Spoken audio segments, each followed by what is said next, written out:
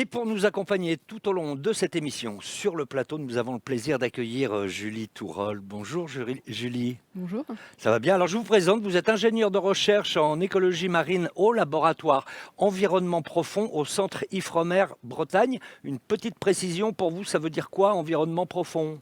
Alors chez nous, on parle d'environnement profond quand on a une absence totale de lumière dans la colonne d'eau, donc à peu près à Donc en mer? partir... Oui, en mer, oui. Oui, mais en mer, c'est à quelle profondeur? Environ 200 mètres. À partir À partir de de 200 200 mètres, mètres, on quels n'a que plus de soient lumière. les océans, quels que soient... Oui, ça Enfin, en dépend. Bretagne, Oui, on est nous, sûr. oui, en Bretagne, on est sûr. On est absolument sûr. D'accord. Vous travaillez plus particulièrement sur des coraux dont on parle rarement d'ailleurs. Ce sont les coraux d'eau froide. Pourquoi vous avez choisi de mener des recherches sur ces coraux en particulier? Alors on s'intéresse particulièrement à ces coraux d'eau froide parce qu'ils ont un rôle fondamental pour la biodiversité marine et qu'ils sont vulnérables et en danger. Et pas tellement étudié en fait. Tout à fait. Donc c'est pour ça qu'on va en parler tranquillement dans cette émission. Également, eh bien, vous êtes ambassadrice de l'Ifremer, donc vous avez des responsabilités énormes pendant la fête de la science. Vous devez transmettre votre passion à tout le monde et en particulier aux jeunes. Tout à fait, ouais, on a un rôle. On aime bien à l'Ifremer Mais, parler de notre travail, sensibiliser le grand public pour bah, leur présenter tous ces écosystèmes marins. je crois savoir qu'avant d'être chercheur et exploratrice, hein, parce que vous l'êtes un petit peu aussi, vous étiez prof, enseignante, non? J'ai voulu, il y a très très longtemps, j'ai voulu être instite.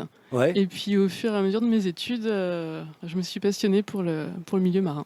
Et j'ai continué dans cette voie. Mais j'aime bien toujours parler de mon travail. Et transmettre votre travail, votre Tout à passion. fait. C'est pour ça que vous êtes là, on vous en remercie. Alors avant de plonger avec vous pour découvrir les coraux d'eau froide, on va vous présenter eh bien, un nouveau sous-marin d'exploration autonome, car il y a encore un océan de mystère, si j'ose dire, à découvrir dans les grandes profondeurs. Alors que l'on connaît presque les moindres recoins de la Lune, les fonds océaniques restent un mystère dont moins de 10% ont été explorés à ce jour. Derrière ce secret bien gardé, se cache pourtant la vie foisonnante d'une faune encore largement méconnue, des ressources naturelles abondantes et les dernières clés pour comprendre la vie sur Terre. Mais l'océan est vaste, très vaste, et le connaître intimement relève du défi. C'est là qu'intervient Ulix. Et c'est là qu'intervient ce petit sous-marin Ulix, et c'est là qu'intervient également notre premier invité qui est en duplex avec nous depuis Saint-Gilles-Croix-de-Vie en Vendée.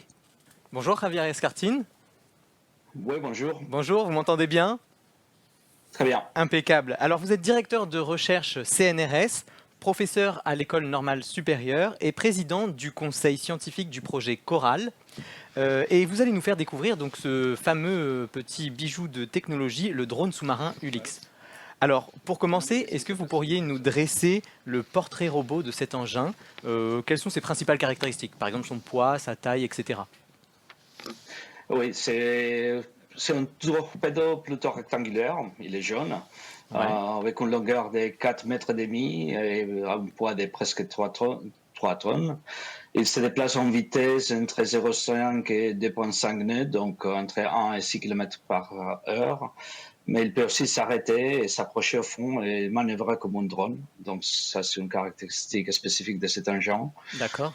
Il est plutôt Et il compact. a une autonomie. Il est plutôt compact. Hein. Il est compact, mais ça reste un engin assez grand par rapport à d'autres véhicules de ce type. Et il a une autonomie d'environ jusqu'à 48 heures selon l'émotion. Et après, il est bien sûr doté des capteurs et des systèmes informatiques pour la science, mais aussi pour la navigation et la sûreté de l'engin. D'accord. Alors, Ulix existe déjà. Il a été inauguré en octobre 2020. C'est ce qu'on appelle un AUV. Ça veut dire quoi un AUV? AUV, c'est un acronyme anglais. C'est Autonomous Underwater Vehicle. Donc, c'est un véhicule sous-marin autonome qui permet de travailler de façon autonome sans intervention humaine directe, en toute sécurité.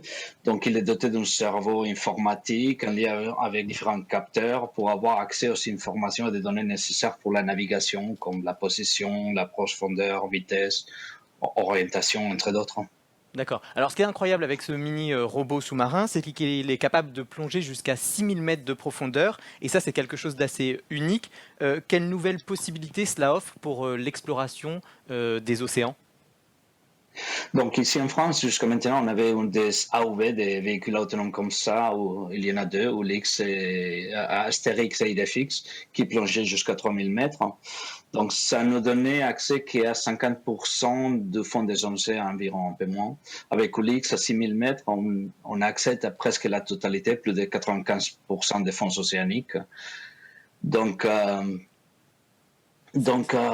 on double les champs de travail, presque de la totalité du plancher océanique, à l'exception des grandes profondeurs, principalement les longs des fosses océaniques comme les Mariana, Japon et les Pacifique Est. D'accord, donc ça ouvre vraiment un champ de possibilités énorme. Alors vous l'avez dit, vous avez commencé à le dire tout à l'heure, une autre particularité, c'est son autonomie, 48 heures.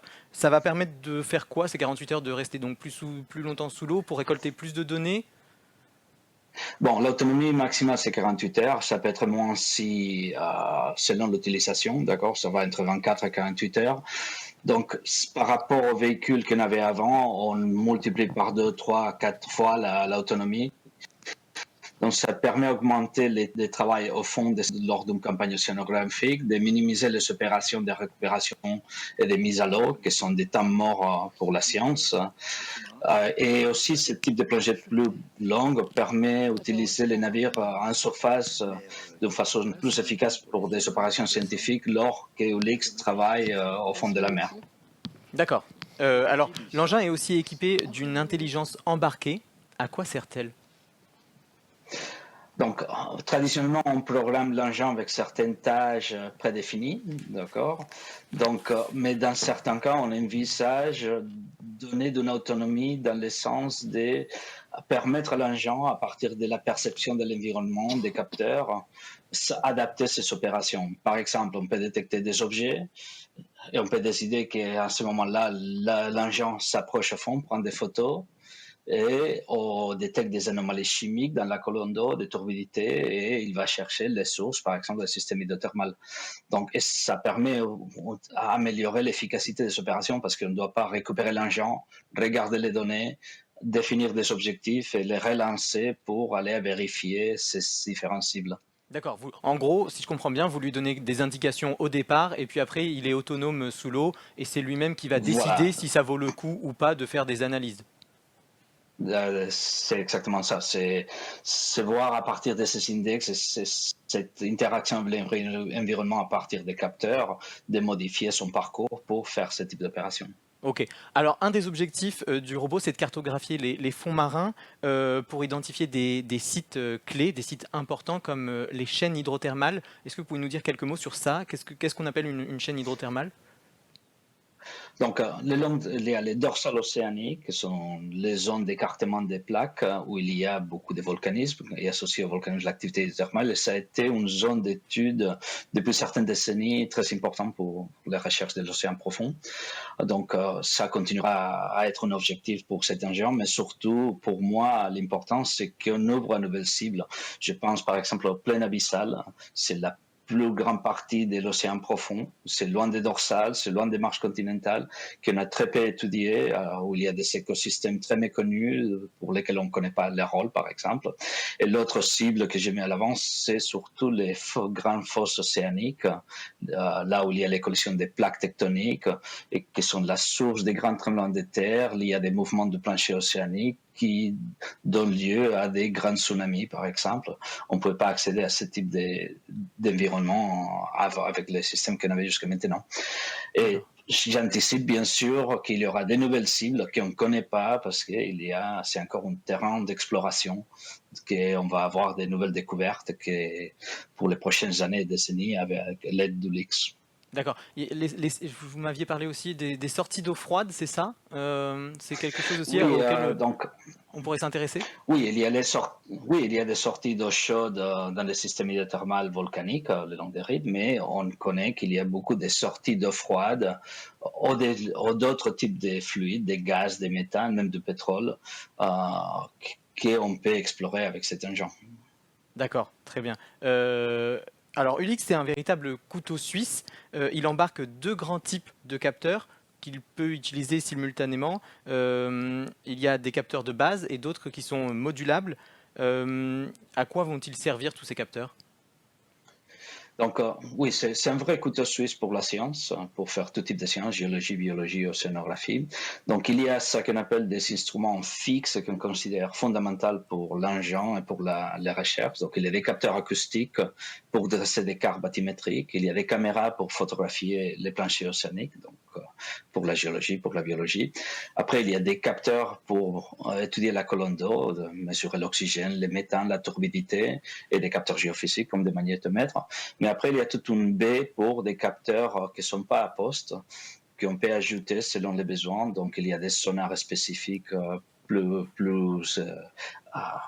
performants que les capteurs bathymétriques qui sont à poste. Il y a des capteurs chimiques nouveaux. Et après, il y a surtout la possibilité de mettre de nouveaux instruments soit apportés par les chercheurs, soit pour futur développement, ça qui donne la flexibilité de l'engin pour les prochaines années et décennies de travail. D'accord, très bien. Alors en décembre 2020 puis en avril 2021, Ulix a pris son premier bain, si on peut dire. Quels étaient les objectifs de ces essais? C'est un engin très complexe. Donc, une fois on a mis en place tous les capteurs, tous les instruments, tous les engins, il faut maîtriser à la fois les contrôles de véhicules par les cerveaux informatiques, donc tous les systèmes de contrôle. Il faut l'intégration des différents instruments avec le système informatique pour le stockage des données. Et il faut surtout aussi les côtés pratiques de comment mettre à l'eau, récupérer l'engin, des aspects pratiques de mise à l'eau depuis les bateaux, donc tous les systèmes qu'on a besoin de mettre en place et toutes les opérations à bord pour faire tout ça en sécurité et efficacement. Donc c'est une chaîne très complexe qu'il faut faire en essai grandeur nature et c'est nécessaire pour débuter les opérations scientifiques de façon routinière par la suite. D'accord. Alors sa mise en service est prévue en 2022. Quelle sera sa première mission? Vous le savez déjà? Donc, il y a encore des tests qui vont se faire en 2022. Il y aura une première mission d'intérêt public dans la dorsale atlantique liée aux sources hydrothermales à l'été 2022. Et on attend une disponibilité pour la communauté scientifique française à partir de l'été 2023, sachant qu'en ce moment, il y a déjà des dossiers, des campagnes, des projets de recherche soumis dans le système qui vont être évalués dans les prochains mois. On saura dans quelques mois quels projets ont été retenus et ça sera à partir de 2023 que la communauté scientifique pourra faire les premiers pas avec cette nouvelle engin pour débuter cette nouvelle phase de l'exploration de l'océan profond. D'accord. Bah écoutez, merci beaucoup Javier Escartine pour toutes ces explications. C'était très clair et je vous propose que maintenant on retrouve Fred et son invité en plateau. Voilà. Merci beaucoup, merci pour ce premier voyage. On continue notre exploration dans les eaux profondes avec vous, Julie Tourol. Et puis, j'aimerais aussi vous présenter une invitée qui travaille aussi sur les coraux. Pas tout à fait les mêmes, vous allez voir. Elle nous fait le plaisir d'être avec nous en duplex depuis l'île de la Réunion. On y va tout de suite, voilà.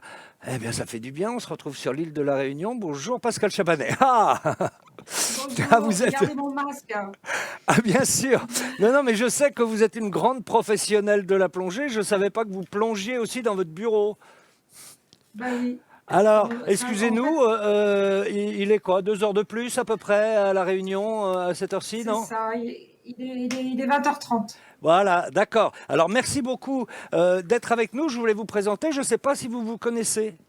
Non, pas du tout. Vous ne vous connaissez pas. Alors, Non. je vous présente Pascal Chabanet, est directrice de recherche à l'IRD, spécialiste notamment des récifs coralliens. Et également, j'ai appris, Pascal, que vous étiez, comment dites-vous, ichtyologue. C'est ça. Qu'est-ce que Spécialiste c'est des poissons. C'est quoi l'ichtyologie? L'ichtyologie, c'est l'étude des poissons. Et donc, moi, je suis spécialiste des poissons qui sont associés aux récifs coralliens. D'accord. Alors, toutes les deux, vous vous intéressez aux coraux, mais vous ne risquez pas effectivement de vous rencontrer parce qu'ils ne sont ni dans les mêmes eaux, ni aux mêmes profondeurs. Ceux qui vous intéressent, Pascal, ils se situent au plus profond, à combien à peu près? On va dire jusqu'à une 50aine de mètres, au mieux, dans les eaux très claires. Au grand maximum, c'est ça, hein, mais vous Mais travaillez... on peut trouver, c'est vrai, on peut trouver des coraux plus profonds. Là, c'est des nouvelles études qui se développent, hein, ce qu'on appelle des coraux mésophotiques. On arrive toujours à trouver des coraux constructeurs de récifs jusqu'à 100 mètres. C'est beaucoup plus éparse, mais on en trouve aussi. Mais au-delà, c'est plus difficile parce que mes coraux ont besoin de lumière. Les vôtres ont besoin de lumière. Ceux de Ouais. Julie, c'est moins Tout à fait. sûr parce que Julie, vous allez les observer à quelle profondeur? Alors, nous, on les trouve. Donc, on travaille dans le golfe de Gascogne Ouais. pour notre laboratoire. Et on les trouve à partir de 700 mètres à peu près. 700 mètres, donc ils 700 sont dans le noir. Voilà, il n'y a aucune lumière. Il n'y a pas de lumière du tout. Ça va être intéressant parce qu'on les appelle aussi des coraux et on va voir qu'ils vivent de façon assez différente. Pascal, on vous retrouve dans un instant pour que vous nous parliez de votre travail dans l'océan Indien. On va s'arrêter d'abord dans le golfe de Gascogne, on est d'accord, et on va aller découvrir ces fameux coraux. Alors, on va aller dans une zone bien particulière qui s'appelle comment? Le canyon de l'Ampole.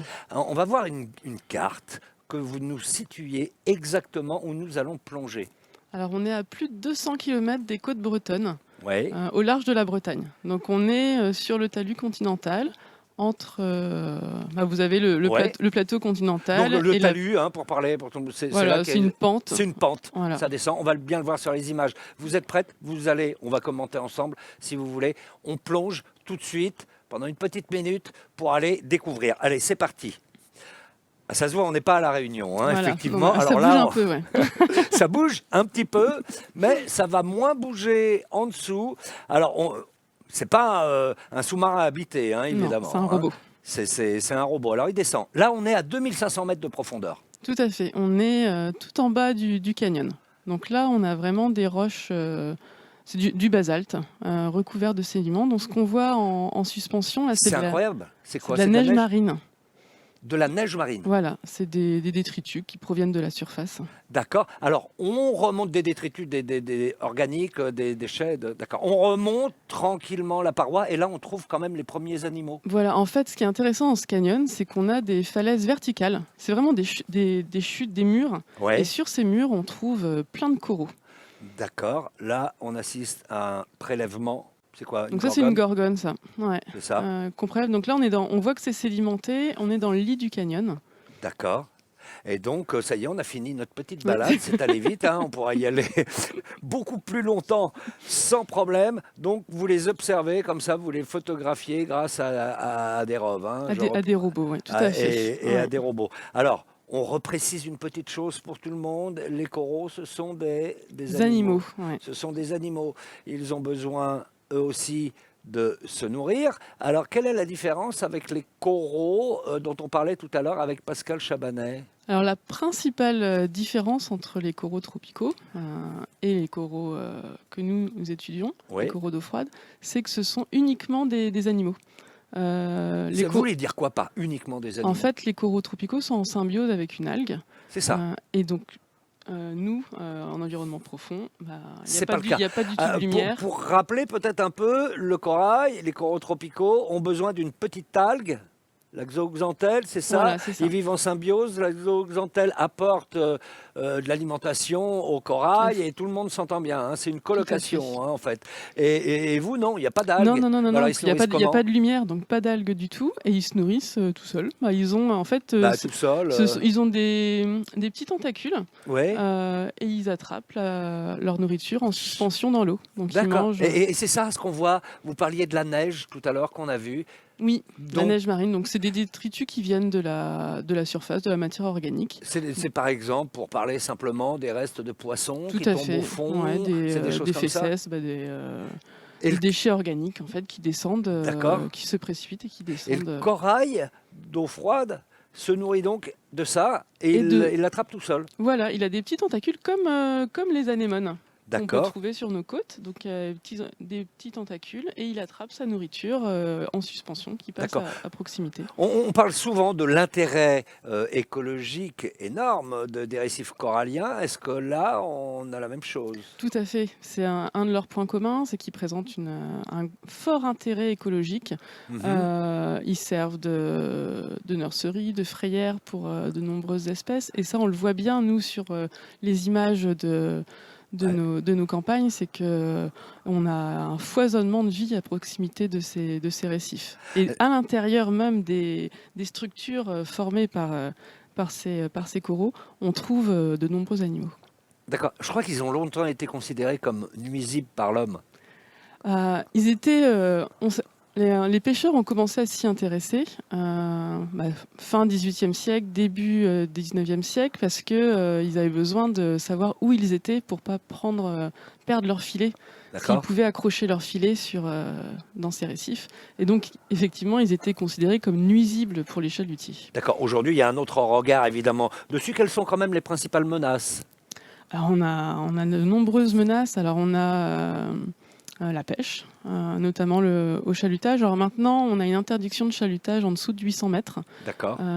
Donc, Donc eux, vous disiez, à partir de 600, 700 mètres, on les trouve? voilà. Après, on a les premières cartographies qui datent des années 50, recensaient de grands massifs de coraux entre 200 et 500 mètres, massifs qu'on ne retrouve plus du tout maintenant. On D'accord. les retrouve plutôt, maintenant on retrouve les coraux plutôt dans les canyons qui entaillent le talus continental. Donc on se dit que ces canyons semblent présenter peut-être un refuge pour ces coraux. D'accord. Est-ce que, comme les coraux tropicaux, ils semblent, même si on les connaît peu, menacés ou pourraient être menacés par notamment l'acidification et le réchauffement de l'eau? Tout à fait. Ils ont aussi un squelette calcaire. Oui. Alors d'une part, ils sont menacés par l'acidification. Une expérience qu'on montre souvent quand on fait des animations grand public. On prend donc squelette calcaire comme de la craie. Et si l'eau s'acidifie, donc le pH va diminuer, c'est comme si nous on prend un bout de craie et qu'on met en contact avec du vinaigre. D'accord. Et on voit bien que la craie se dissout complètement. Donc c'est un des gros risques du changement climatique. Qu'on C'est risque- le squelette des coraux risque De se dissoudre. de se dissoudre, ouais. De se dissoudre. D'accord. Alors ça, on va le voir dans le temps. Malheureusement, Tout à fait. actuellement, il y a quelque chose dont on est sûr. La grosse menace, ce sont les déchets plastiques. Malheureusement, on va en montrer quelques images. On est passé Ouais. avec le robot un peu au fond. Et au Tout fond, à fait. c'est épouvantable. Voilà, voilà, des déchets plastiques. On trouve Alors évidemment, on précise, le corail profond d'eau froide ne mange pas les déchets plastiques, mais les déchets plastiques se dégradent, finissent en microparticules tout à fait. et on les retrouve dans les coraux. Dans les coraux, en fait, les coraux sont des animaux filtreurs. Oui. Ils filtrent tout ce qui est en suspension dans l'eau et ils filtrent ces microplastiques qu'ils ne peuvent pas digérer. Donc ils s'épuisent à les évacuer.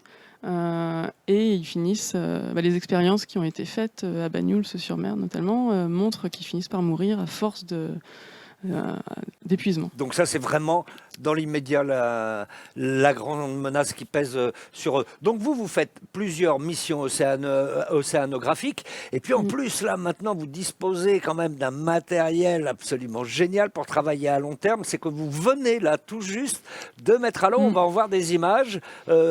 Comment on peut appeler ça? Une station qui est profonde, qui va rester 5 ans sous l'eau. Voilà, c'est un observatoire. Donc c'est un observatoire fond de mer qu'on a déployé cet été, là au mois d'août, fin août. Donc là, c'était à bord du Thalassa.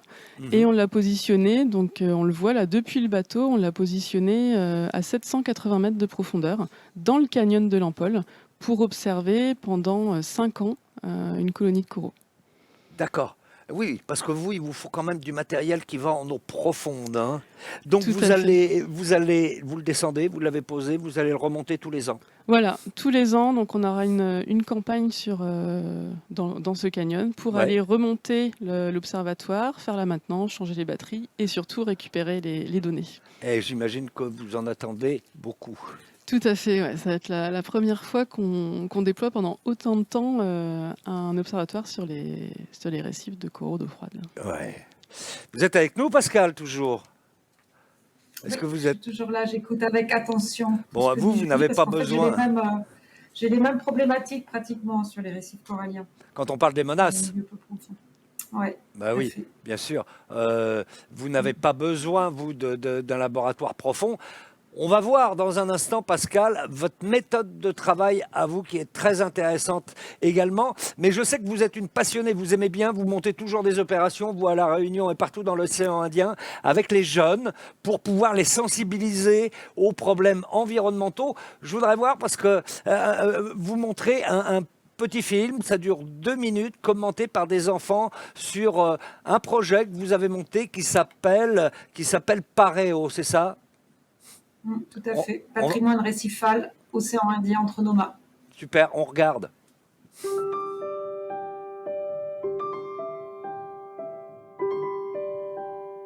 Comprendre la fragilité de la mer, découvrir la beauté des océans, se sensibiliser à l'importance de préserver nos écosystèmes. C'est l'objectif du programme Pareo. À La Réunion, sur l'île Maurice et aux Seychelles, moi et mes camarades de la classe avons eu la chance de participer avec nos enseignants à ce projet innovant qui met à notre portée la protection des récifs coralliens. Pendant un an, des experts nous ont transmis leurs connaissances, leur passion pour le milieu marin, dans le but de trouver ensemble des idées pour protéger ce patrimoine qui nous appartient. Nous découvrons la biodiversité marine, la chaîne alimentaire ou encore l'utilisation du récif par l'homme.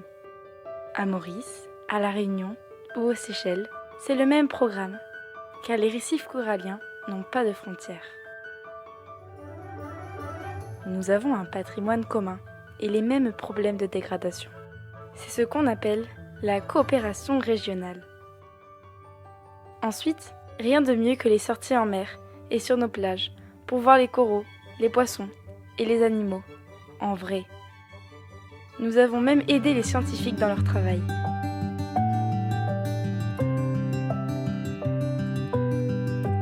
Mais ce programme va encore plus loin. Nous avons rencontré des artistes locaux pour créer une œuvre d'art à leur côté. Maintenant, nous avons un nouveau regard. Nous souhaitons nous impliquer davantage dans la protection du milieu marin pour changer nos comportements.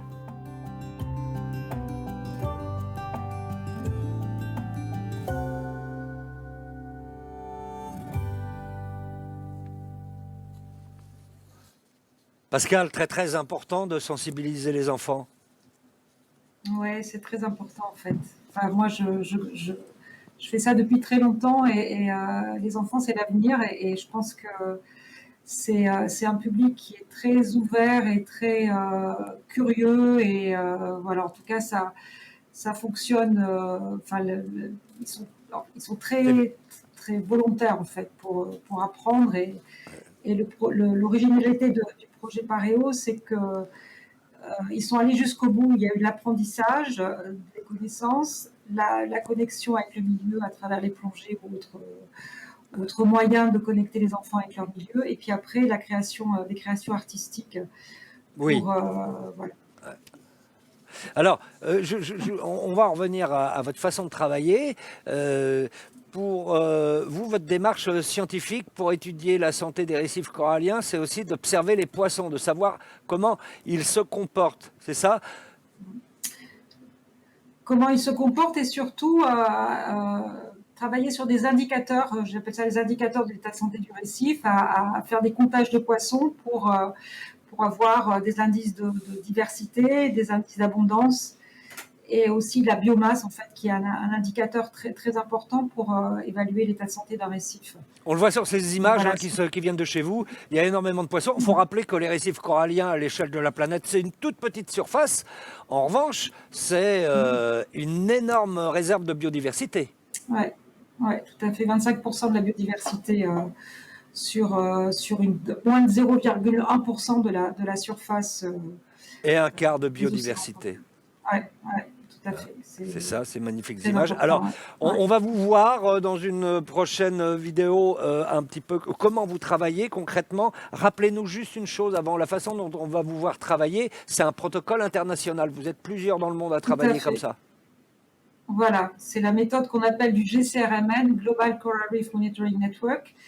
Et on travaille tous en fait sur une ligne, en fait, un transect. Et on compte les poissons. En fait, il y a d'abord des comptages de coraux, puis après des poissons sur une surface déterminée qui est la même, avec la même méthode, ce qui permet en fait de comparer tous les récifs au niveau international et qui permet justement de faire un état de santé des récifs à l'échelle mondiale. Alors, on vous voit là, vous défilez une énorme ligne. Comment ça se passe? C'est quoi? Bah, c'est ce qu'on appelle, c'est un quintube décamètre. Donc, je déroule le décamètre sur le fond, sur le récif corallien. Et ensuite, donc, ce transect fait 50 mètres de long.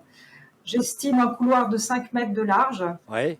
Et donc, on a une surface de 250 mètres carrés. Et dans cette surface, je note toutes les espèces que je vois, le nombre d'individus et aussi la taille des individus pour calculer ce fameux indicateur de la biomasse qui permet de voir notamment l'impact de la pêche en fait sur les milieux. Mais quel travail, c'est-à-dire que sur 250 mètres carrés, vous comptez les poissons et vous les notez. Vous en avez une tablette avec vous là? Oui, j'ai amené. Donc, vous voyez, c'est tout simple. Hein. Moi, quand je pars en mission, j'ai mon masque, mon tuba et ma tablette et mon crayon noir. Vous voyez la tablette, là, il y a des espèces en latin, parce que il faut les noter en latin. Ouais. Et il y a une petite réglette qui me permet en haut d'estimer la taille de mes poissons.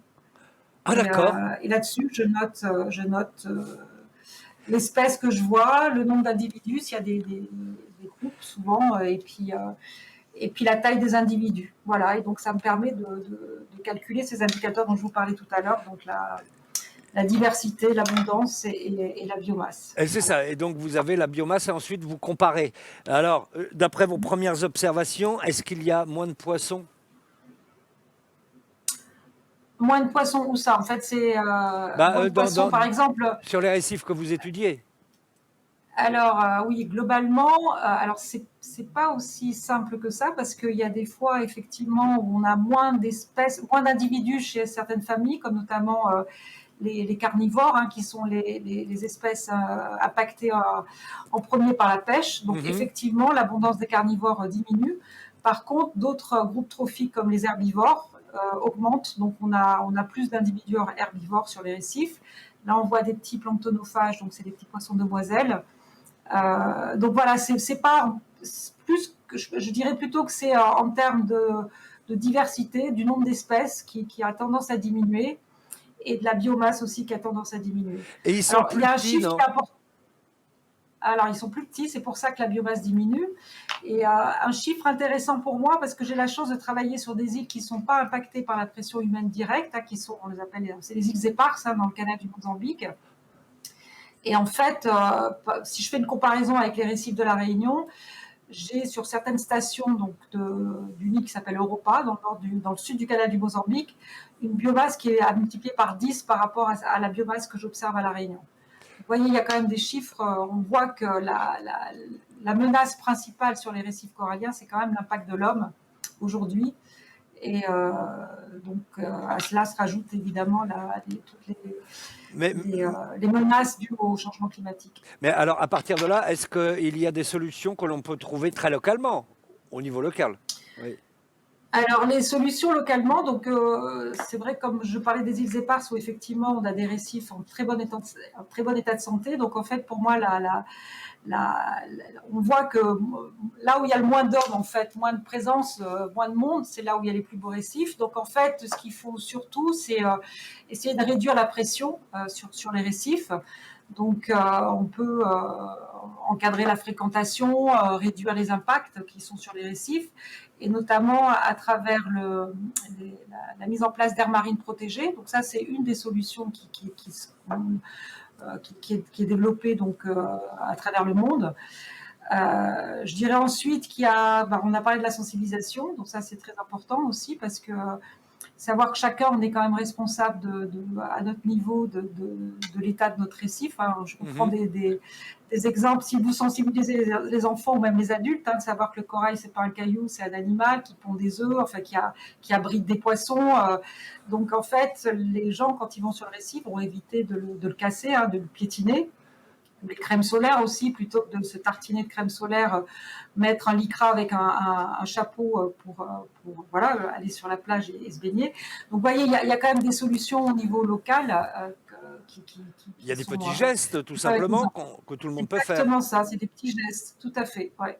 Se sentir responsable quand même chacun à notre niveau de l'état de notre environnement. Donc ça, c'est important.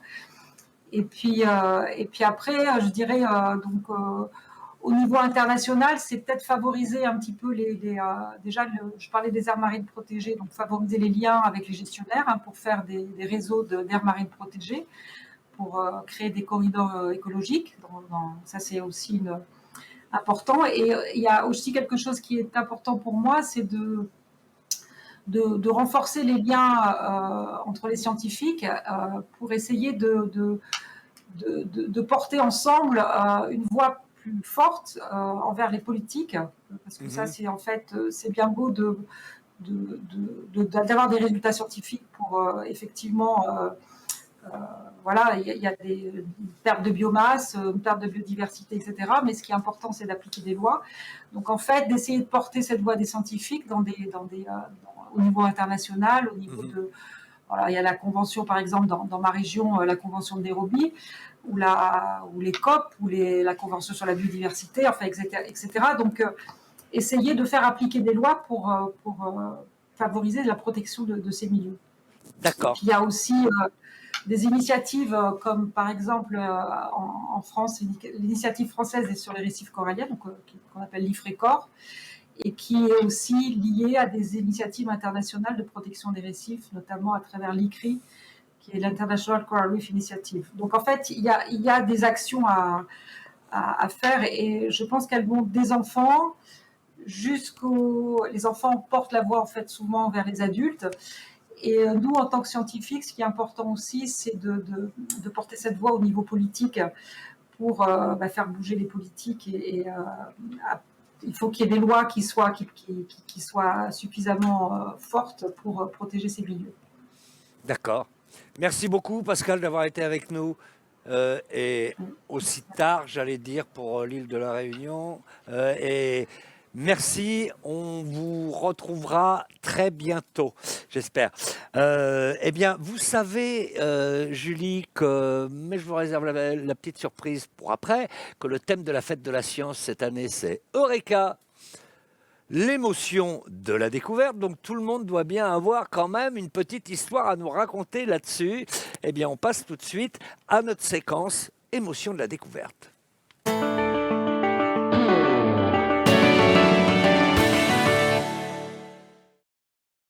Je vais vous parler de Claude Lorius, qui est un glaciologue, et je vais vous parler de son étonnante découverte faite au hasard grâce à un verre de whisky. Alors, vous avez compris probablement jusque-là, mon émotion préférée, clairement pour cette rubrique, c'est la surprise. On est en 1965 à la base antarctique du mont d'Urville, après une longue journée de forage. Donc le forage, c'est quand les scientifiques vont aller chercher des glaces très profondes, des carottes glaciaires très profondes et très anciennes pour les étudier. Donc après une grosse journée de forage, Claude Lorius peut enfin se reposer. Et là, il se sert un verre de whisky dans lequel il met un morceau de glace qu'il avait autour de lui, qui était un morceau de glace vieux de 15 000 ans. Et là, qu'est-ce qu'il voit? Il constate que des bulles d'air s'échappent de ce morceau de glace en pétillant au fur et à mesure que le glaçon fond. Et là, il a eu l'intuition de se dire que probablement ces bulles de glace, étaient des bulles d'air emprisonnées d'il y a très très très longtemps. Et quand les étudiants, on pouvait probablement avoir des informations sur l'atmosphère dans le passé. Ce n'est que 15 ans plus tard que les premières mesures de gaz à effet de serre dans les carottes ont été réalisées. Donc là, cette histoire vous montre que la recherche, c'est vraiment un travail de longue haleine et que parfois, il y a un petit coup de chance, le moment Eureka, et c'est ça l'émotion de la découverte. Merci beaucoup, Élodie. Je ne connaissais pas cette histoire. Est-ce que vous avez eu un moment Eureka ou des moments d'émotion particulièrement fortes, ou peut-être plein tout le temps d'ailleurs? Quand on part en mer, on a beaucoup d'émotions. Tous les On jours. peut avoir très très mal, le mal de Oui, mer aussi. Déjà, aussi. Oui. Comme vous avez vu sur les vidéos tout à l'heure, ça bougeait pas mal Ça bougeait, cet hein. été. Ouais. Non, mais alors Ouais. dites-nous sérieusement, oui, beaucoup d'émotions dans, Non, il y a dans votre beaucoup travail? d'émotions. On n'est jamais à l'abri d'un problème technique, d'un problème des aléas météo. Donc, Tous les jours, on sait, oui, ça monte, ça descend. Il faut pas être cardiaque. L'ascenseur émotionnel. Voilà, c'est exactement ça. Ouais. Donc d'un seul coup, on est content, et puis non, tout Voilà. s'effondre, et puis c'est ça tout le temps. C'est exactement ça. Un moment, ça marche, après, ça marche plus, puis ça remarche, puis ça marche plus. Mais on arrive, à la fin, on arrive à faire ce qu'on voulait. Bon, très bien. Eh bien maintenant, on va changer un petit peu d'univers, figurez-vous. Tout à l'heure, on va partir dans l'océan austral, mais en attendant, on va faire un petit tour sur la Lune. Bonjour Michel Viseau. Bonjour. Bonjour, c'est parfait. La connexion avec la Lune se fait parfaitement. Vous êtes exobiologiste et anciennement responsable astrobiologie au CNES, le Centre national d'études spatiales. Et ensemble, on va s'intéresser à la Lune, qui fascine toujours autant à la fois le public et les chercheurs, depuis que l'homme y a posé le pied pour la première fois en juillet 1969. Et aujourd'hui, certains imaginent y construire une sorte de station-service du futur. Mais bien entendu, tout cela reste au stade de l'hypothèse et aucun projet n'a encore été lancé par les agences spatiales internationales. Alors, première question, on voudrait bien savoir à quoi pourrait servir cette fameuse station-service. Alors, tout d'abord, le retour vers la Lune existe, et ça, il y a des programmes qui existent. C'est le programme Artemis, il y a un programme chinois pour envoyer des hommes sur la Lune et qui s'y installe un avant-poste permanent. Par contre, la station-service sur la Lune, eh bien, c'est parce que lorsqu'on volait au-delà de la Lune pour envoyer des vols habités, eh bien, il faut beaucoup d'énergie, donc beaucoup de carburant. Et l'idée, ça serait, en utilisant des ressources pour l'instant hypothétique qu'il y a sur la Lune, de les transformer en carburant et de charger les vaisseaux spatiaux qui iront vers Mars, principalement, avec des explorateurs, des astronautes ou avec des équipements pour aider ces astronautes et ces explorateurs à visiter Mars, eh bien, les recharger en carburant en pensant que ça peut être plus intéressant que d'utiliser des carburants que l'on fabriquerait sur Terre. D'accord. Et l'avantage d'être sur la Lune, c'est que finalement, on s'affranchit donc de la gravité, donc on a moins de carburant à consommer, c'est ça ? On s'affranchit d'une partie de la gravité, et donc si on a une ressource abondante, et la ressource, ça serait de l'eau sous forme de glace que l'on serait capable d'extraire, et si on a de l'eau que l'on peut ensuite électrolyser ou dissocier pour avoir de l'hydrogène et de l'oxygène, eh bien là, nous avons des moyens de propulsion extrêmement importants qui pourraient être rentables. Alors, il faut faire les calculs. D'abord, il faut être sûr qu'il y a de l'eau. Il faut mesurer la quantité dans laquelle elle est. Il faut être sûr qu'elle soit utilisable, c'est-à-dire qu'il n'y a pas plus de poussière que d'eau quand on veut la transporter. Et puis ensuite, bien entendu, il va falloir faire une usine de fabrication d'oxygène et d'hydrogène, et ensuite la stocker et l'envoyer ultérieurement. D'accord. Alors on va revenir sur chacun de ces points. Effectivement, en fait, l'idée de développer une station service s'est développée depuis que finalement on a trouvé de l'eau sous une certaine forme. Mais où est-ce qu'on peut trouver cette eau ? Où est-ce qu'on pourrait trouver cette eau sur la Lune ? Alors, on a détecté de l'eau sous différentes formes. On ne l'a pas vue telle qu'elle, on n'a pas vu de la glace, on a vu soit de l'eau sortir des cratères qui sont en permanence dans le noir. Sur la Lune, il y a au niveau des pôles des cratères qui sont en permanence à l'ombre, et donc la température est extrêmement basse puisqu'elle descend en dessous de moins 200 degrés, et là les molécules d'eau sont piégées par le froid et elles sont condensées. Alors on sait qu'il y en a, mais on ne sait pas quelle quantité il y a. Ensuite, il y a eu une détection à partir d'un avion volant sur Terre avec un système américain de molécules d'eau par spectrométrie. Alors, c'est l'analyse de la lumière infrarouge, et on a détecté de l'eau dans la poussière qu'on appelle le régolithe, la poussière qui recouvre la surface de la Lune, au niveau de l'équateur et dans certaines zones. Donc, il y a de l'eau sous une forme soit liée aux molécules, soit liée à des molécules de roches, des roches hydratées, soit sous forme de glace dans ces cratères. Dans tous les cas, ce n'est pas du tout facile à extraire. Dans tous les cas, il va falloir effectivement faire des grosses prouesses techniques pour être capable d'extraire cette eau et ensuite de l'utiliser éventuellement. D'accord. Alors pour bien comprendre, quel rôle peut-elle jouer dans cette station-service Quel rôle peut jouer l'eau dans cette station-service? Alors l'eau, il faut en faire 100 tonnes ou 150 tonnes pour envoyer quelque chose vers Mars. Donc, alors que un homme, ça va consommer 300 kg d'eau par an, donc c'est pas énorme. Je veux dire, la consommation pour l'homme, elle peut être intéressante, mais elle n'est pas primordiale par rapport aux quantités nécessaires pour produire du carburant. Ce qu'on appelle des propellants, du carburant pour les fusées qui vont s'en aller et qui vont revenir éventuellement vers la Terre pour rapporter les hommes et le matériel qu'on pourrait rapporter de la Lune. Donc c'est simplement la base de ces moteurs qu'on appelle cryogéniques, où on utilise de l'hydrogène liquide et de l'oxygène liquide. Alors, sur Terre, on les extrait de différentes façons, mais sur la Lune, l'idée, ça serait de les extraire à partir de l'eau, donc en dissociant l'eau par ce que l'on fait dans les travaux pratiques. Alors, je ne sais plus de quelle classe on les fait, mais vous avez dû le voir dans les classes au lycée ou peut-être au collège, où on fait le mélange détonnant. Vous savez, on électrolyse de l'eau, on a un tube d'hydrogène et d'oxygène, on les rapproche d'un bec benzène, de gaz, et boum, ça fait une petite explosion. Eh bien, ça fait... on est capable d'en faire des moteurs. Alors, il faut beaucoup d'eau pour avoir beaucoup d'oxygène et beaucoup d'hydrogène, les avoir sous pression, avoir des turbopompes pour que ça se réunisse au bon moment dans la chambre de combustion. Et c'est comme ça que marchent les moteurs fusées sur Terre. Les moteurs cryogéniques de fusée, notamment sur Ariane. Il y a des moteurs, à Ariane 5, il y a des moteurs qui fonctionnent de cette façon-là. Et on fabrique de l'hydrogène liquide et de l'oxygène liquide. D'accord. Mais alors, vous l'avez un peu évoqué, mais finalement, la recherche de l'eau déjà sur la Lune, c'est déjà une mission à elle-même, avant même de penser construire une station-service. Alors, la station-service, c'est un projet lointain qui est une hypothèse qui, bien sûr, va dépendre de ce que vont trouver les explorateurs qui sont en train de se préparer maintenant à atterrir dans les 10 ans qui viennent.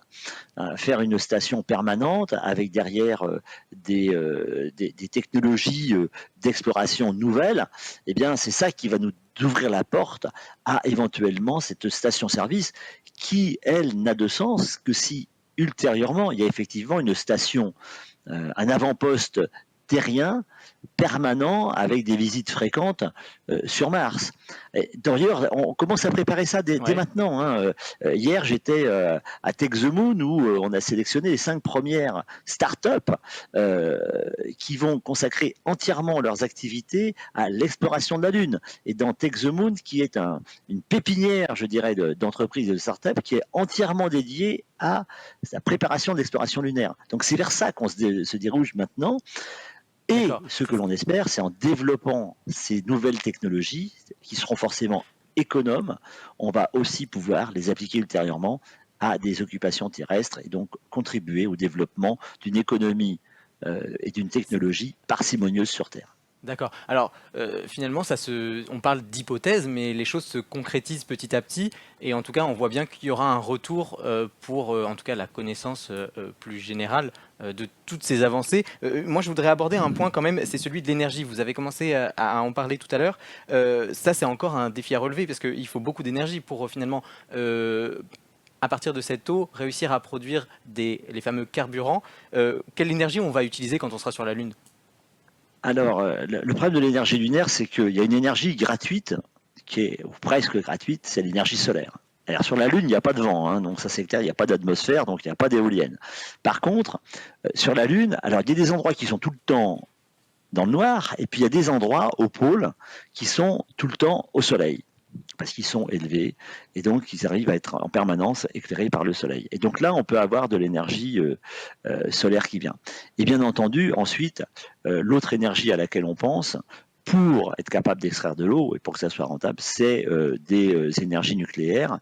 L'énergie nucléaire, soit sous forme, je dirais, de dégradation atomique, ce qu'on appelle les RTG, simplement en utilisant la chaleur naturelle de la dégradation, notamment du plutonium, qui est un sous-produit de l'industrie nucléaire mondiale, hein, de l'industrie nucléaire qui fabrique de l'énergie, et puis de l'énergie électrique. Et puis, on peut aussi envisager d'avoir des centrales nucléaires, alors c'est pas forcément facile à imaginer, sur la Lune, parce que comme vous le savez, les centrales nucléaires sur Terre, elles sont toujours près d'une rivière parce qu'on a besoin de refroidir, et que sur la Lune, il n'y a pas tellement de moyens de refroidir. Alors sur la Lune, on a beaucoup de soleil, parce que là, il n'y a pas d'atmosphère, il n'y a pas de nuages, etc. Donc pendant 14 jours, chaque point est ensoleillé pendant 14 jours. Par contre, il est à l'ombre et dans la nuit noire, complètement noire, pendant 14 jours. Et donc, il va falloir développer des astuces intelligentes pour stocker l'énergie électrique. Il est bien évident que tout le stockage de l'énergie électrique, c'est un enjeu majeur, aussi bien sur la Lune que sur Terre, et même que partout dans toutes les activités humaines. Notre problème essentiel, c'est d'être capable de stocker l'énergie électrique, qui souvent est pas très compliquée à produire, mais qui est pratiquement presque impossible à stocker de façon massive et de façon durable. Très bien. Merci beaucoup Michel Viseau, c'est un sujet passionnant. On aimerait bien discuter encore plus avec vous, mais c'est la fête de la science, il faut laisser la place à tous les scientifiques. Faisons la fête. Voilà, exactement. Alors je vous propose à présent qu'on quitte la Lune et qu'on aille destination l'océan Austral. Exactement. Voilà, on est bien, on va aller se rafraîchir un petit peu. Nous sommes avec Jean-Louis Etienne. Bonjour Jean-Louis Etienne. Bonjour. Bonjour, ravi de vous recevoir. Bon, est-ce que j'ai besoin de vous présenter encore, franchement? Bon, un petit rappel quand même. Vous êtes médecin, vous avez fait de nombreuses expéditions en Arctique, en Antarctique. Vous avez été le premier homme à atteindre le pôle Nord en solitaire. C'était en 1986, c'est ça? Oui, c'est ça. Ouais, bon, alors, juste un petit... On va parler de PolarPod, hein, votre nouvelle aventure. Mais juste, vous savez que le thème de la fête de la science, c'est l'émotion de la découverte. Est-ce que 86, l'arrivée en solitaire au pôle Nord, c'est votre plus grande émotion ou est-ce qu'il y en a d'autres? J'imagine que vous en avez eu bien d'autres.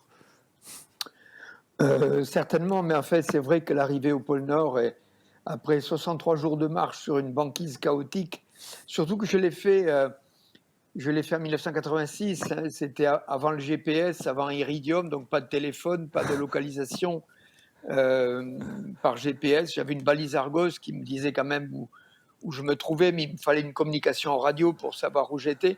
Ouais. Et surtout, l'arrivée au pôle Nord, si vous voulez, il n'y a rien au pôle Nord.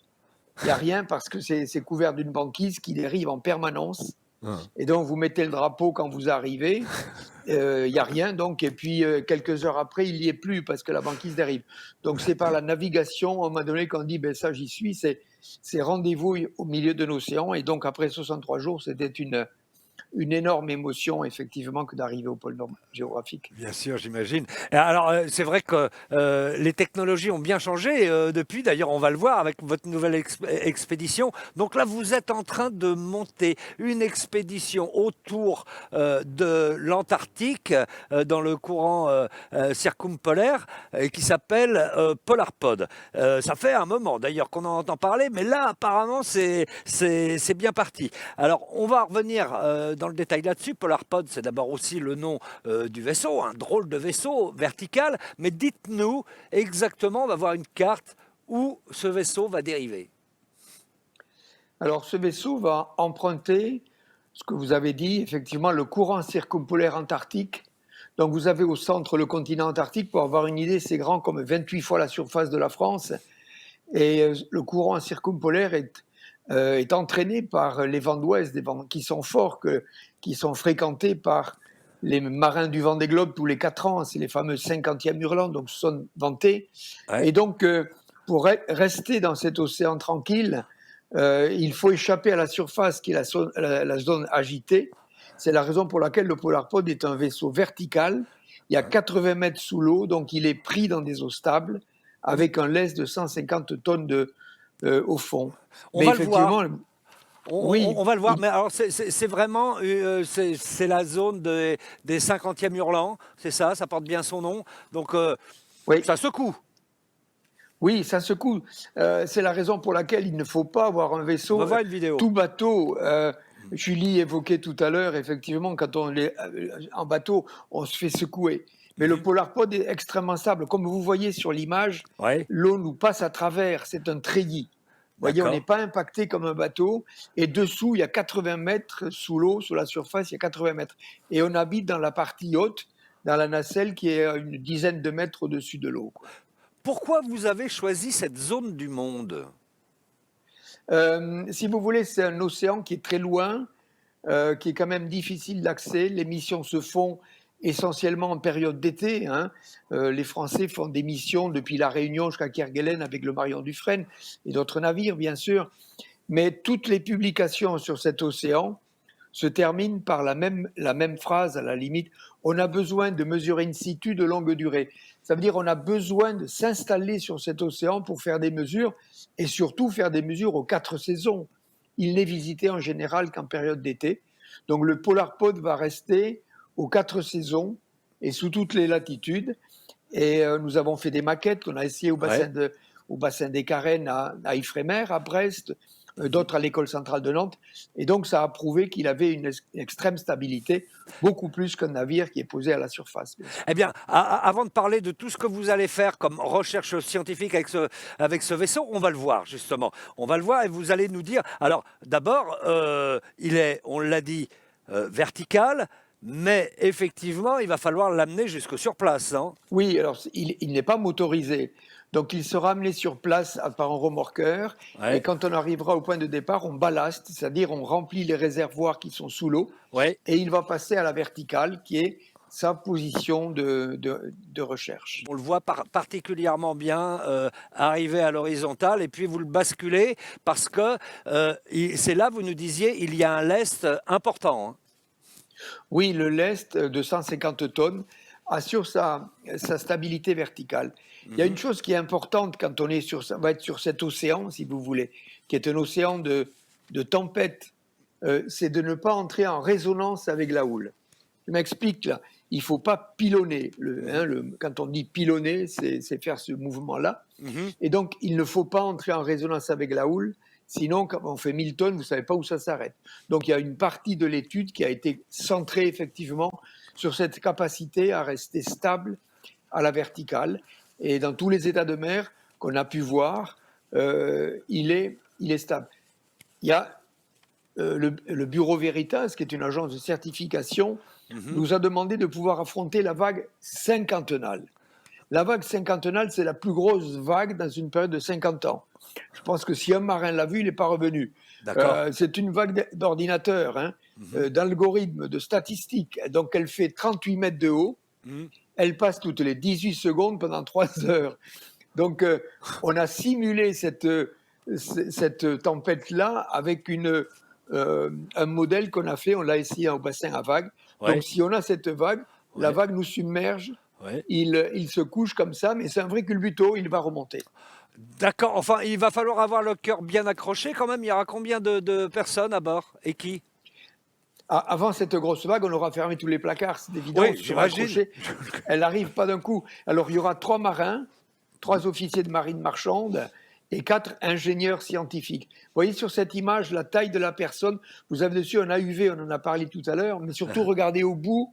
On voit au bout de l'aile, là, on voit la taille d'une personne, ça vous donne une idée de l'échelle de l'engin. Donc 8 personnes habiteront dans la nacelle, dans des bonnes conditions de sécurité et de confort. Et ils vont se remplacer régulièrement? Oui, bien sûr, parce qu'on va faire 2 fois le tour du monde. C'est-à-dire, deux circumnavigations autour de l'Antarctique. D'accord. Et donc, ça devrait durer 3 ans. Alors, personne ne va rester 3 ans. Donc, on va avoir des relèves d'équipage avec un navire ravitailleur on va faire construire spécialement pour cette mission, une relève d'équipage qui aura lieu tous les 2 mois. D'accord. Tous les 2 mois, d'accord. Alors c'est un bateau qui est complètement autonome, vous l'avez dit, il est parfaitement stable, il est silencieux, c'est important quand même pour pas troubler les animaux marins, et puis bah oui, il est complètement autonome en énergie. Oui, il est silencieux parce qu'effectivement, on n'a pas de moteur de propulsion. Donc, la propulsion est assurée par le courant circumpolaire. L'électricité nous est donnée par 6 éoliennes parce qu'il y a beaucoup de vent dans le secteur. Donc, c'est un navire qui est autonome en énergie et en même temps, vous l'avez souligné, il est silencieux. Alors, le fait d'être silencieux, c'est une opportunité pour faire un inventaire de la faune par acoustique. On va faire de l'étude passive et par acoustique. On connaît la signature sonore de pratiquement toutes les espèces. Et par écoute, on va dire tiens un orque, tiens un éléphant de mer, tiens une baleine bleue. Voilà, on va faire un inventaire de la faune aux 4 saisons tout autour de l'Antarctique. Ça nous amène aux recherches scientifiques auxquelles vous allez participer. Il y en a beaucoup, hein. On vient de parler de biodiversité, mieux connaître, parce qu'on ne connaît pas en fait la diversité des espèces. Vous allez peut-être même découvrir ce calamar géant, non?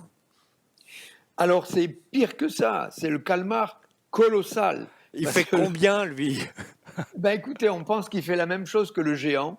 Ouais. On connaît le calmar géant, on l'a même vu. Et le calmar colossal, ce sont des pêcheurs qui ont ramené des morceaux de tentacules de calmar et qui les ont analysés. Les scientifiques en ont fait un profil génétique et on se rend compte que ce n'est pas le même que le géant. Et donc on l'a donc nommé colossal. Il vit dans les abysses à 2000-2500 mètres de profondeur autour de l'Antarctique. Et donc, on espère pouvoir le filmer avec une fibre optique qui va descendre à 2500 mètres avec une LED qui simule le poisson lanterne, une caméra, et on va essayer d'avoir l'image du calmar colossal. Oh là, c'est un beau défi. On ne va pas rentrer dans le détail de toutes vos études, des recherches que vous allez faire là-bas, mais vous allez permettre de contribuer à mieux connaître les échanges entre l'atmosphère et l'eau. On sait, c'est tout le problème du CO2. Ça, c'est important. Oui. Biodiversité, vous allez permettre aussi à des satellites de se recaler un peu. Vous allez faire un inventaire sonore. Enfin, c'est très riche. Oui, c'est très riche. Il y a un point que vous avez soulevé qui est important, ce sont les échanges entre l'atmosphère et l'océan. Cet océan austral est le principal puits de carbone océanique de la planète, parce que d'une part, les eaux sont agitées et embrassent beaucoup d'air, et ensuite, ce sont des eaux froides. Et le CO2 se dissout beaucoup plus dans les eaux froides que dans les eaux tempérées, ce qui fait qu'à lui seul, il absorberait la moitié du CO2 qu'absorbe l'ensemble des océans de la planète. Donc ça, c'est une mesure que nous allons faire et le PolarPod est totalement adapté pour ça puisqu'il est stable verticalement. Donc nous allons mesurer les échanges entre l'atmosphère et l'océan, notamment le CO2, avec une grande précision. D'accord. Il y a plusieurs organismes de recherche qui vous suivent là-dessus, notamment le CNRS, le CNES, IFREMER. Et il y a un point qui est important, c'est que vous voulez rendre toutes les informations, elles seront transmises aux scientifiques du monde entier. Oui, c'est ça l'idée. On est inscrit dans la décennie des Nations Unies pour les sciences de l'océan. Et donc, on s'engage à diffuser toutes les données le plus possible en temps réel. C'est un enjeu technologique, mais enfin aujourd'hui, on doit pouvoir diffuser toutes ces informations dans le monde entier. Et bien sûr, à partir de ces images, à partir de ces informations animées, comme le fait mes consoeurs, des projets pédagogiques, parce que quand on est sur le terrain, on gagne la force de parler des éléments. Absolument. Alors juste une dernière question sur votre agenda. Vous en êtes où? Vous partez quand? Alors, la construction est suivie par IFREMER, qui est le maître d'ouvrage. Donc, à l'heure actuelle, IFREMER a consulté, il y a un appel d'offres, puisque c'est un financement de l'État. IFREMER a consulté les chantiers déjà, donc il y a une analyse des chantiers qui ont répondu. Ça, c'est la partie investissement. Et la partie exploitation, c'est-à-dire l'expédition elle-même, c'est moi qui dois l'organiser. Et en principe, le départ dans le courant circumpolaire devrait se faire à la fin de l'année 2023. Tout est calé pour partir fin 2023. Bon, bah c'est super, ça va arriver bientôt alors. Eh bien, Oui, oui, oui. merci beaucoup Jean-Louis Etienne d'avoir été avec nous, hein. Et puis bonne chance pour le déroulé, que tout se passe bien jusqu'à votre départ en 2023. Merci beaucoup d'avoir été avec nous. Avec plaisir. Au revoir. Au revoir. Eh bien, on va revenir en zone un peu plus tempérée, puisque maintenant, nous partons pour notre dernier entretien à Cherbourg, en Cotentin.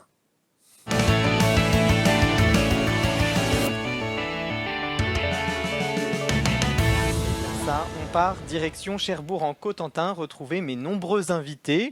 Bonjour à toutes et à tous. Bonjour.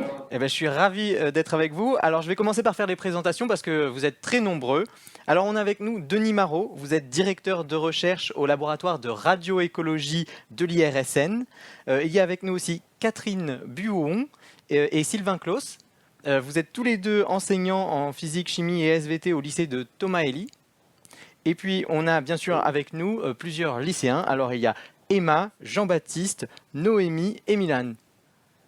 Alors, ensemble, on va explorer un autre territoire, celui de la science participative. Et nous allons découvrir un sujet bien précis, c'est le projet Escondida. Denis, je commence par m'adresser à vous. Est-ce que vous pouvez nous expliquer l'origine du projet et les objectifs scientifiques ? Oui, bien sûr. Avant de parler de l'objectif de projet, je reviens un petit peu dans l'histoire très récente. Hein. Donc 2018, l'IRSN de Cherbourg, on décide de lancer un projet pédagogique à but scientifique vers des lycéens du département de la Manche. Et on va travailler avec 3 lycées, le lycée de Coutances, lycée de Saint-Loagno et lycée de Cherbourg en Cotentin, sur la radioactivité dans l'eau de pluie. Et le projet évoluant, les lycéens découvrent la radioactivité et comment la mesurer. Ils sont tellement intéressés par la méthodologie qu'ils développent, qu'ils achètent un détecteur, le détecteur Open Radiation, en kit, hein. Ouais. Rendez-vous compte, ils vont le monter eux-mêmes et pour l'utiliser. Très bien, très bien. Merci Denis. Je voudrais qu'on en vienne peut-être au projet Escondida pour savoir finalement quel était l'objectif de ce projet-là en particulier. Alors, le projet Escondida, qui va se dérouler avec un navigateur, Olivier Merbeau, et dans le cadre de l'association Voanat et des lycéens lycées présents de Thomas-Hélie, ça va être des recherches sur les milieux marins et sur le milieu terrestre dans des zones qui ont été peu étudiées. D'accord. Donc le navigateur va partir en mer. Alors maintenant, je vais m'adresser à l'un d'entre vous, à Emma par exemple. Est-ce que tu pourrais nous expliquer quel trajet va faire le navigateur sur son bateau ? Les voiliers Argo devaient à l'origine se rendre dans le Pacifique en passant par l'Amérique du Sud. Ouais, d'accord. Alors, la Covid a remis un peu les choses en cause, et puis il y a aussi les conditions météo. Donc il y a un nouveau trajet qui a été prévu. C'est quoi ce nouveau trajet ? Il va passer par où maintenant ? Ce nouveau trajet, en fait, avec la condition sanitaire, il s'est arrêté aux Canaries, plus précisément à Lanzarote. D'accord. Alors, le 17 décembre 2020, vous vous êtes rendus à La Rochelle, tous ensemble, pour remettre le matériel de mesure et de prélèvement au navigateur. Je vais m'adresser maintenant à Jean-Baptiste. Est-ce que tu pourrais m'expliquer quel matériel vous lui avez donné ? Nous lui avons apporté le capteur Open Radiation, qui permet de mesurer la radioactivité dans l'air. D'accord. Et tu sais par qui il a été mis au point, ce capteur ? Par des anciens élèves en 2018. D'accord. Alors ensuite, le 26 février 2021, le navigateur à bord du voilier Argo, toujours, est parti. Noémie, quels sont les prélèvements que le navigateur va réaliser pendant son trajet ? Le navigateur va tout d'abord faire des prélèvements de sol, donc il va récupérer de la terre qu'il va mettre dans un tamis. de maille de 2 mm et il va envoyer les échantillons à l'IRSN. Et il va faire aussi des prélèvements d'eau qu'il va récupérer sous la coque de son bateau. Il va envoyer ensuite le filtre et le filtrat à l'IRSN. Ouais, d'accord. Et alors, Jean-Baptiste l'a dit, mais depuis le 11 mars, finalement, le bateau est bloqué à Lanzarote, mais le navigateur avait déjà envoyé des premiers prélèvements. Alors, Milan, est-ce que tu peux nous dire quelles sont les analyses que vont subir ces prélèvements? Alors, pour le moment, à cause des retards, on n'a pas pu effectuer toutes les analyses, mais il va premièrement passer au spectromètre de masse, ici au laboratoire LRC de Cherbourg. D'accord. Et ça va servir. Tu sais à quoi ça va servir de le faire passer au spectromètre de masse? Oui, révéler certains éléments radioactifs présents dans l'échantillon. D'accord. Alors maintenant, Sylvain, Catherine, je m'adresse à vous. Je voudrais comprendre quel est finalement l'objectif pédagogique derrière ce projet-là. Il y a différents objectifs pédagogiques. Le premier, c'est d'apprendre à travailler en équipe, et puis savoir se répartir les tâches. Ensuite, là, ils vont pouvoir mener des travaux de recherche sur un sujet différent de ce qu'on peut faire en lycée. Au lycée, on connaît les aboutissements des effets qu'ils peuvent faire, de la pratique expérimentale, que là, les recherches elles vont vraiment servir à découvrir des choses nouvelles, des choses qu'ils ne connaissent pas et que nous, on ne connaît pas forcément non plus. Ensuite, ça va les entraîner aussi à faire des recherches bibliographiques et aussi à rencontrer des personnes différentes, des chercheurs, des scientifiques, des ingénieurs qui vont pouvoir enrichir leur connaissances scientifiques. D'accord. Et surtout, ça leur permet tout en autonomie. D'accord, une sorte d'avant-goût de ce qu'est la recherche. Alors maintenant, d'ailleurs, je m'adresse à vous tous, les élèves. Est-ce que vous avez, certains d'entre vous, déjà envie de vous diriger vers des études scientifiques après le lycée ou le collège? Alors Également, mais faire des projets, participer à des projets scientifiques, oui, ça donne envie, ça. Ça donne envie, ok. Oui, ça donne. Bon, merci beaucoup en tout cas à vous tous. Merci de nous avoir partagé ce beau projet qui vous a tous réunis. Et maintenant, je vous propose qu'on retrouve Fred en plateau. Eh bien, merci à toute l'équipe de Cherbourg en Cotentin. Et pour poursuivre le voyage, voici le tour du monde d'Élodie.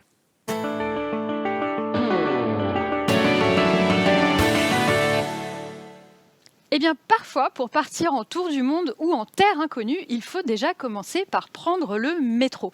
C'est ce qui a fait cette initiative de culture scientifique qui s'appelle Mind the Lab, par référence à Mind the Gap, le message qu'on peut retrouver dans le métro londonien qui veut dire « Faites attention à l'espace entre le train et le quai ». Sauf que cette initiative nous vient de Grèce.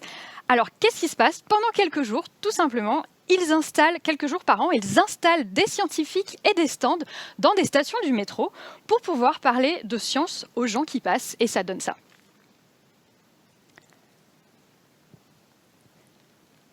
La volonté, c'est vraiment de rencontrer un public là où il se trouve et les surprendre en leur offrant soit des moments de discussion avec des scientifiques ou en leur faisant faire des expériences scientifiques un petit peu insolites.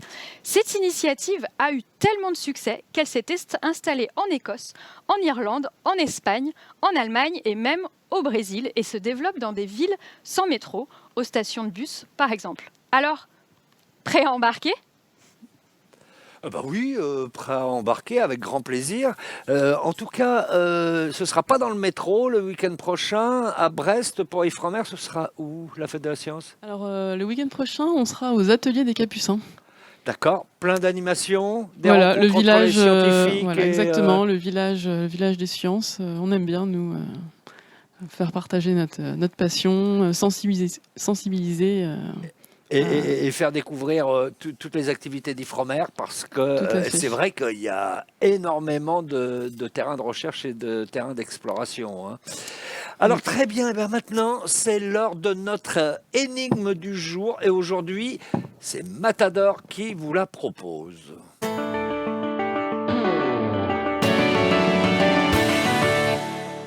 Non mais les maths, c'est bien une invention de l'être humain. D'ailleurs, faut bien être un humain pour inventer un truc aussi tordu. Ouais, mais il y a 10 millions d'années, bien avant que les humains n'existent, les planètes du système solaire, elles respectaient déjà les mêmes lois mathématiques. Non mais d'accord, mais ça reste une construction humaine, non?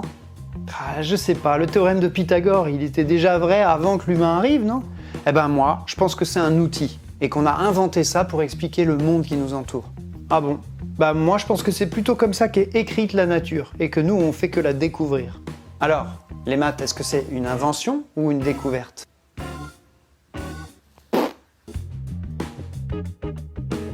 Eh bien écoutez, vous aurez la réponse dans l'émission demain à partir de 17h30, puisque je vous rappelle que pendant toute la fête de la science, on se retrouve avec Science en direct à 17h30. Merci à tous nos invités qui ont été en duplex avec nous. Merci beaucoup Julie d'être venue avec nous. J'espère que la prochaine expédition te permettra de rapporter encore plein d'informations sur ces coraux profonds. Voilà, et puis demain on va faire notre quiz. Où ça? En Bretagne. En Bretagne. Et ensuite, en deuxième partie d'émission, avec nos invités, nous allons voir comment la science peut nous aider à retracer les origines de la vie. Voilà, merci à tous d'avoir été avec nous. On se retrouve demain à 17h30. Ciao. Ciao. Ciao.